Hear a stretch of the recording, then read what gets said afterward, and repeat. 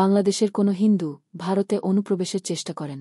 আসামের মুখ্যমন্ত্রী শেখ হাসিনার নেতৃত্বাধীন সরকারের পতনের পর বাংলাদেশ থেকে হিন্দু সম্প্রদায়ের কেউ ভারতে অনুপ্রবেশের চেষ্টা করেননি বলে দাবি করেছেন আসামের মুখ্যমন্ত্রী হিমন্ত বিশ্ব শর্মা।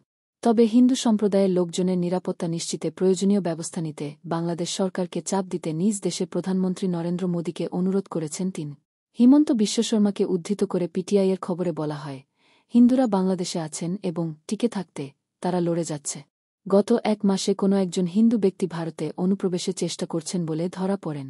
বরং প্রতিবেশী দেশটি থেকে বেশ কয়েকজন মুসলিম ব্যক্তি ভারতের পোশাক খাতে চাকরি খুঁজতে সীমান্ত অতিক্রমের চেষ্টা করেছেন বলে উল্লেখ করেন আসামের মুখ্যমন্ত্রী। তিনি বলেন, গত 1 মাসে ভারতে অনুপ্রবেশের সময় 35 জন মুসলিমকে গ্রেপ্তার করা হয়েছে।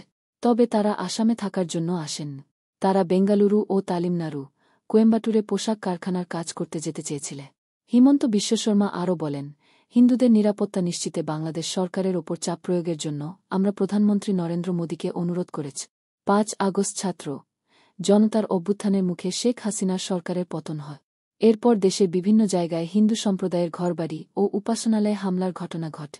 এতে আতঙ্কিত হয়ে অনেকে ভারতীয় সীমান্তে জড়ো হন।